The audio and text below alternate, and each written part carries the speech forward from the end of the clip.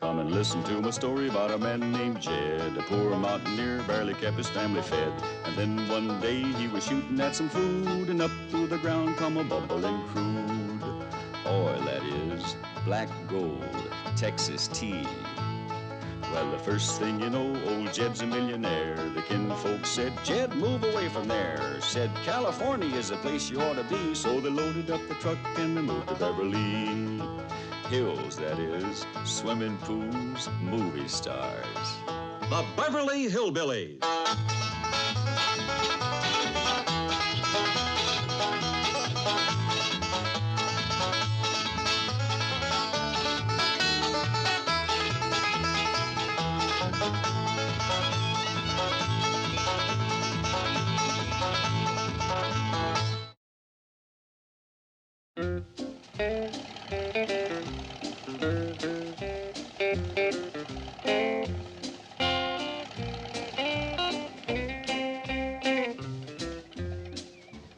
This'll be the first time in 65 years that I ain't been able to make my spring tonic. And just because you can't find medical supplies in Beverly Hills. But don't blame me, Granny. I took you to every drugstore in town. Don't call them places drugstores. Granny's right, Jethro. Put the truck away. Yeah, but the sign on the front said drugstore. I don't care what it says. I say they's not drugstores. They is what-not shops. Granny's right, Jethro. Put the truck away. You can buy automobile tires, bed springs, chocolate sodies, but just let a doctor walk in like I done and ask for a simple healing drug like bullnettle root and wahoo bark, and they look at you like you were some kind of a nut. Granny's right, Jethro. Put the truck away. Well, maybe they don't sell bullnettle root or wahoo bark. Then don't call them drugstores. Granny's right, Jethro. Put the truck away. But the sign on the front said drugstore. Jethro, put the truck away. Granny, look what come from Aunt Pearl while you was at the drugstore. I didn't get took to no drugstore. I got took to a what-not shop. What's a what-not shop? That's what Jethro calls a drugstore. You can buy step ladders and garden hoses and cheeseburgers. Open the box, Granny. But when a doctor like me walks in and tries to buy a few life-saving drugs, then you find out it ain't no drugstore. But the sign out front said Jethro, drugstore. put the truck away. I don't care what the sign says. Open the box, Granny. If you can't believe a sign, Put what the can you truck believe? away. I believe what I believe. Look here, Granny. Aunt Pearl sent you everything you need for your tonic. I wouldn't have had to take you to the drugstore. Take me where? He needs a what-not shop. Now, let's all get together and help Granny make her spring tonic. Jethro, you go out and light a big fire under the kettle. But you told me to put the truck away. Well, now I'm telling you to make a fire. Get going. Put the truck away, Jethro. Light a fire, Jethro. I just got two hands. I'm only human. And it ain't a what-not shop neither. It's a drugstore. Come on, Ellie. Let's go to the kitchen and start making my tonic.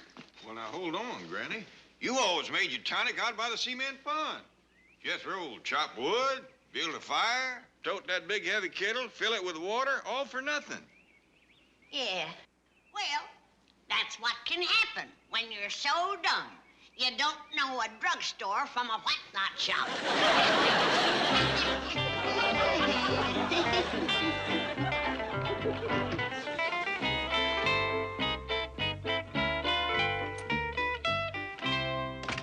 Chief, guess who is here to see you? Oh. A member of international royalty. Her ladyship, the Countess Maria de Beauchamp, Constantine Smythe, Breckenridge, de Cordova, Halbert, Kosovianka von Holstein. No. Yes. Well, lock the vault and tell her I'm not in. Chief! Look, I've run into these international freeloaders before. The longer the name, the shorter the bank account. But, Chief, Give me a name like Ford, Getty, Morgan, Clampett. the Countess is worth $100 million. Give me a name like Maria de Beauchamp, Constantine. Why am I being kept waiting? Oh, 1,000 pardons, your ladyship. 100 million pardons, Your Imperial Highness. I'm a countess, not a queen. And that is was a hand, not an ear of corn. Oh, forgive me, Your Royal Majesty. How may we be of service to your ladyship? Well, actually, the purpose of my visit here is to see the Clampetts again. Say, that's right. You became quite good friends of my Clampetts. Just a year ago this time. Oh, yes, spring tonic time. That's what brought me back, really.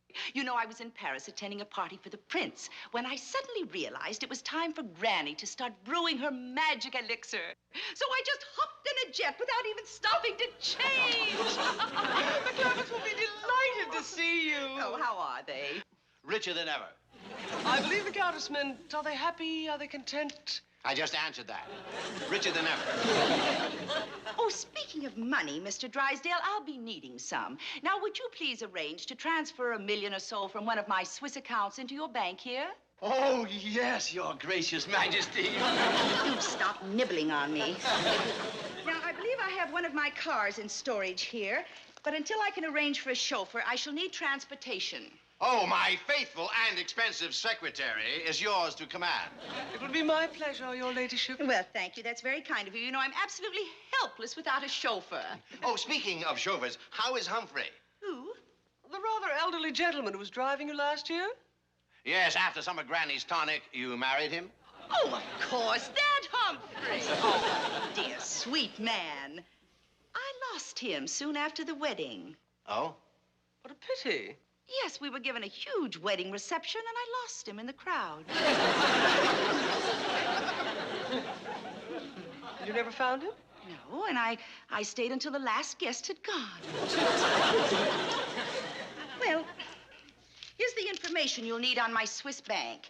Now, let's run along, my dear. We have lots of shopping to do. You know, speaking of Humphrey, I miss him terribly. He was such an excellent chauffeur. I'll tell the Clampetts to be expecting you. Oh, yes, thank you. I do hope Mr. Clampett hasn't changed. He was so different. Such a vital, stimulating man. He still is, richer than ever. What do you think, Granny? Reckon making your tonic inside has hurt it any? Won't know for sure till I test it. But I think we have a good, stout batch. Don't you, Jed? Well, judging by the way it blistered the paint on a ceiling, I'd say so.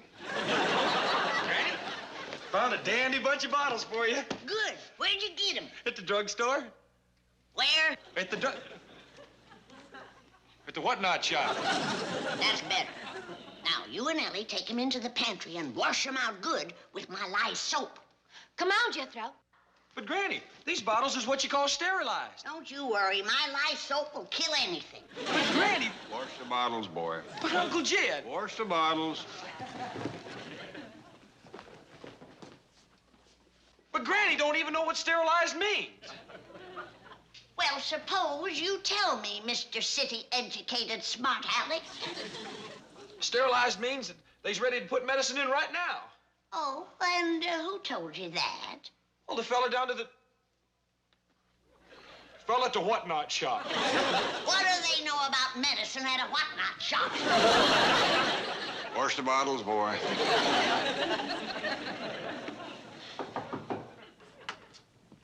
May I come in? Why, you bet you can. Howdy, Mr. Drysdale. You're just in time to have some of Granny's spring tonic. That's right. Ah, yes. The magic elixir that has brought Her Highness all the way from Paris. The what that brought who from where? The Countess von Holstein, you remember her. Oh, yeah, that's that pretty woman with all the jewels and the big car that took such a liking to your tonic. You mean took such a liking to you? Made a big fuss over Jed. I know. Oh, that was just a tonic talking. Besides, she's a married woman. Not anymore. And she's coming to see you. Me? Here you are, Mr. Drysdale. I cut it some for you. Thank you. Well, here's to the Countess von Holstein.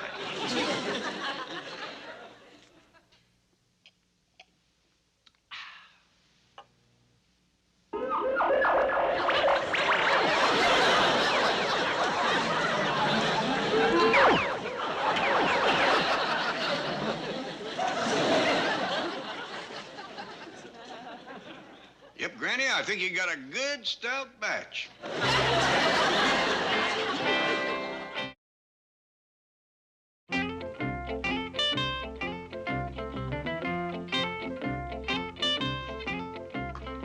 Granny, I reckon you you better cut that tonic a little more for city folks. Uncle Jed? I finally got Mr. Drysdale home, but he was hiring a hawk. Uncle Jed? He grabbed his wife and kissed her like to scare that poor woman to death. Uncle Jed? What is it, Jethro?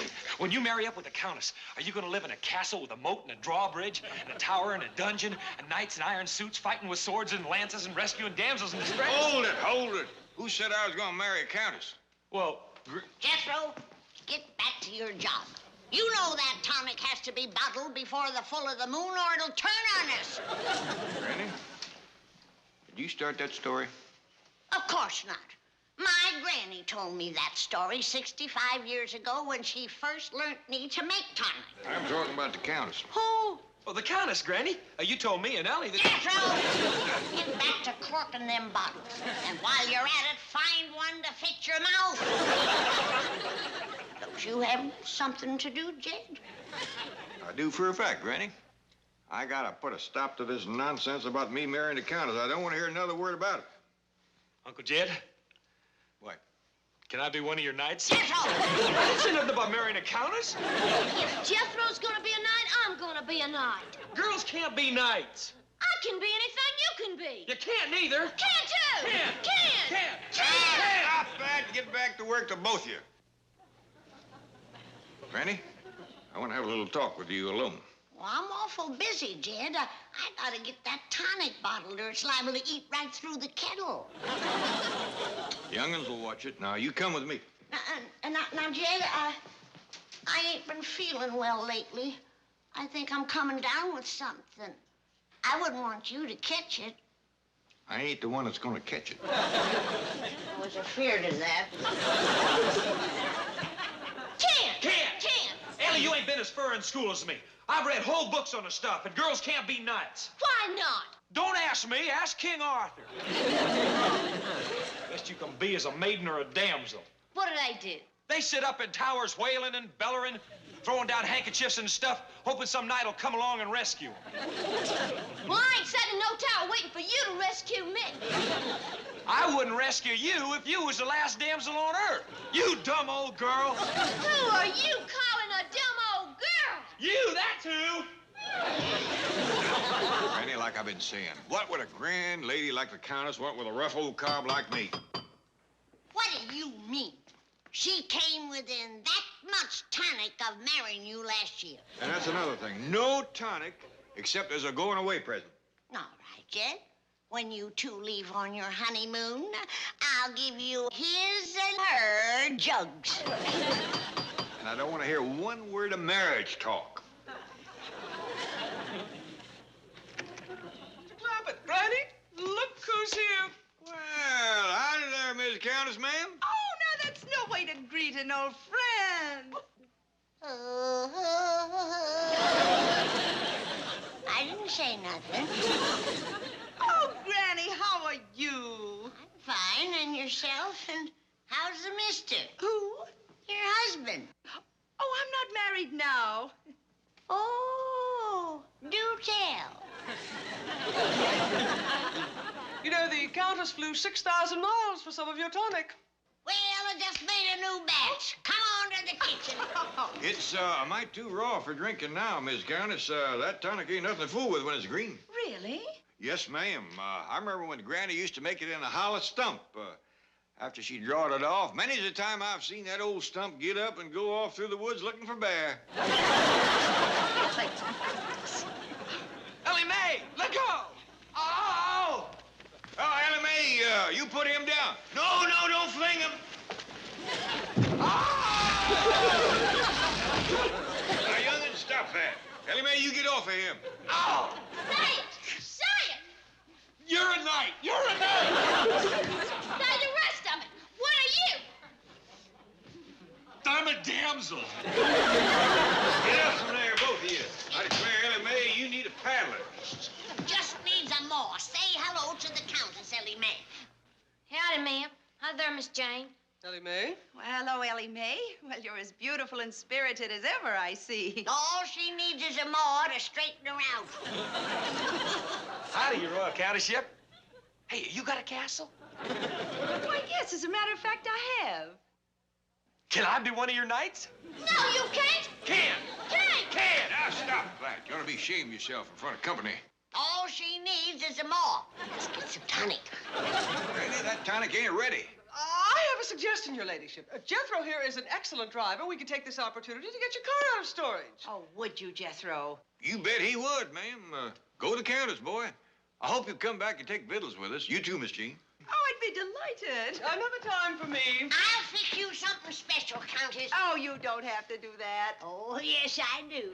Now, you hurry back. What you gonna fix, Granny? My courtship special. Turnip greens and tonic gravy. Where'd that come from? Which sounded like the kitchen. Uh-oh. Mr. Drysdale snuck back for another snort.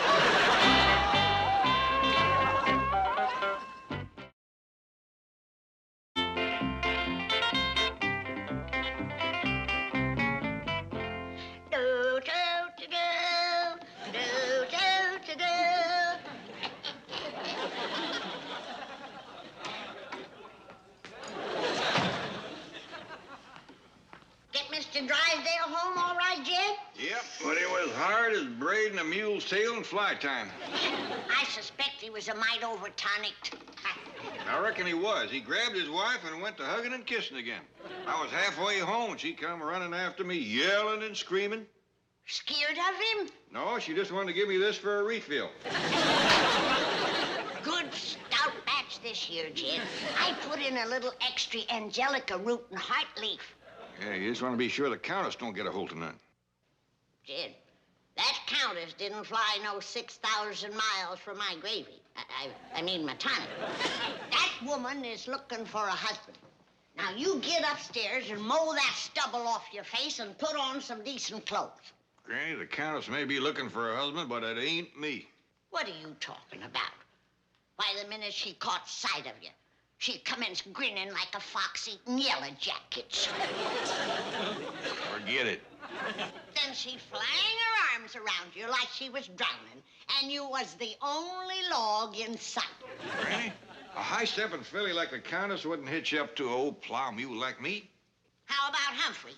He was twice your age and she married him. Only because she was tonic to the eyeball.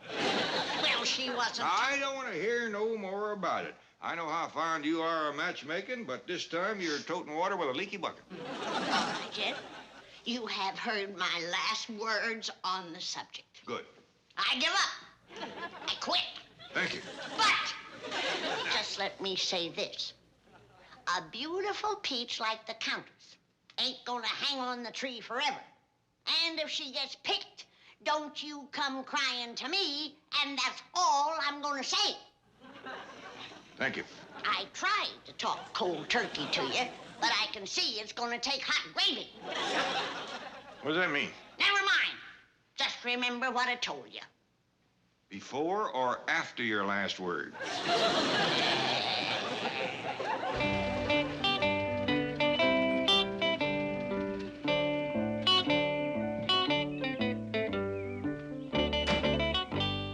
How'd I do, Miss Countess? Was I all right? Well, your style of driving isn't as conservative as Humphrey's, but all in all, I think you'll make an excellent chauffeur. Does that mean I can drive you around all the time you're in town? Oh, I see no reason why not, if your Uncle Jed approves. Yee-haw! Let's go tell him. Oh, restrain yourself. We will not tell your Uncle Jed. We shall ask him. And perhaps I'd better do the talking. Yes, ma'am. Oh, boy, I hope he says yes. Sure would love driving that car around and wearing a fancy uniform. Oh, that reminds me, we'll have to get you a chauffeur's license. Hot dog! This is pretty near as good as being in night. Just one more thing, Jed, and that will be my last word. Uncle Jed? Hey, Uncle Jed, the Countess has got something to ask you. Hey, come on in, Countess. He's right here. Maybe she's gonna propose to you. Oh, Mr. Clampett, I'm sure that you and Granny remember Humphrey. Yes, ma'am, we sure do. We heard you lost him. Well, yes, I did. And I didn't realize until I came here how very much I need someone to take his place. Keep talking, Marie. Well, I think I found that someone. Here it comes. Of course, the final decision will be up to Mr. Clampett. Get ready, Jed. As far as I'm concerned, Jethro is perfect. Miss Countess, you're a fine woman, and I'm proud you asked me, but... Who? Jethro! Me, Uncle Jed. Hey, please say yes. I just love that fancy car, the Countess's, and I can go everywhere with her. And wear a fancy uniform. Oh, there's more to it than that. Oh, I know. We got to get a license first. That's just the beginning. Suppose you and the Countess don't get along together. Well, heck fire. I'll just up and quit. Boy, you are green enough to stick in the ground and grow. Marie, ain't this kind of sudden? Oh, well, I guess it is, Granny, but I had to find someone quickly. I'm only going to be here a short time. Uncle Jed says it's all right to go ahead and get the uniform and the license, but then we got to come right back here and talk it over some more. Come on, Countess. Just one thing before you go, ma'am. Was this your ideas or Jethro? Well, he was the first to mention it, but I must confess I'd been thinking the very same thing. Well, we'll hurry back. I still haven't had any of that tonic. Good thing. They'd have done been hitched in honeymoon. Well, Jed, don't say I didn't warn you. The peach has done been picked. It ain't the peach I'm worried about. It's the picker. What are you gonna do now? I'm gonna do me a little peach poaching.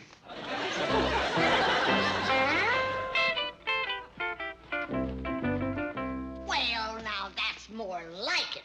One look at you, Jed, and she'll leave Jethro by the side of the road. I just hope I can bring it off without hurting the boy. He's counting big on that castle and all. You can do it, Jed. There's more than one way to skin a cat. Yeah, but there ain't no way to do it that the cat's gonna like it.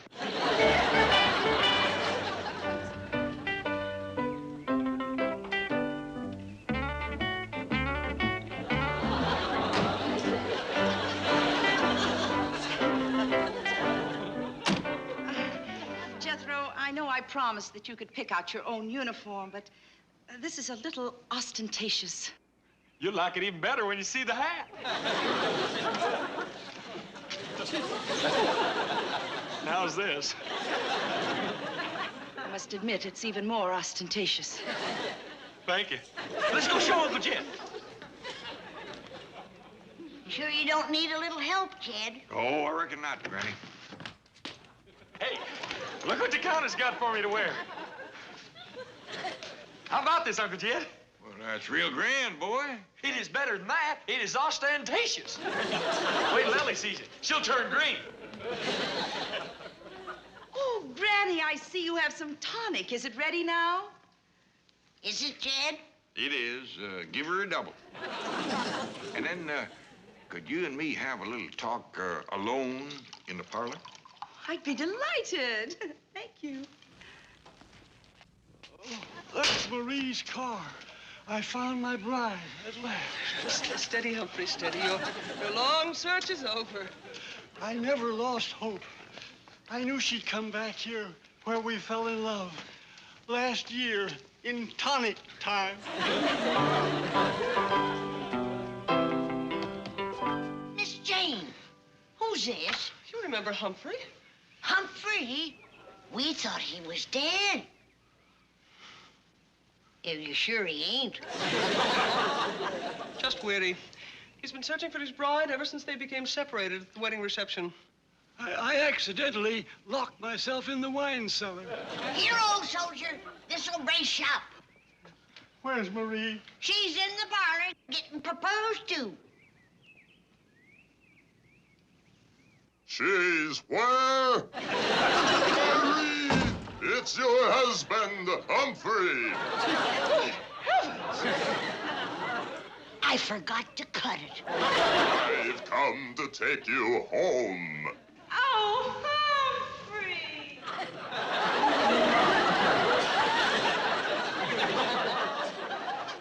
Was that really old Humphrey? No, Jed. That was the new Humphrey. I give him a double dose of uncut tonic. Goodbye. Goodbye. We'll be back in tonic time.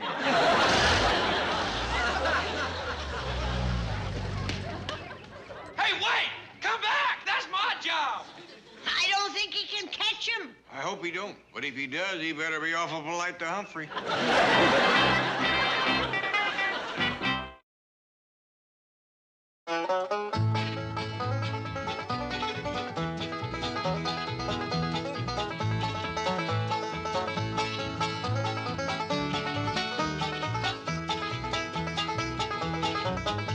Well, now it's time to say goodbye to Jed and all his kin. They would like to thank you folks for kindly dropping in. You're all invited back next week to this locality to have a heaping helping of their hospitality. Hillbilly, that is. Set a spell. Take your shoes off. Y'all come back now. Here. This has been a Filmways presentation.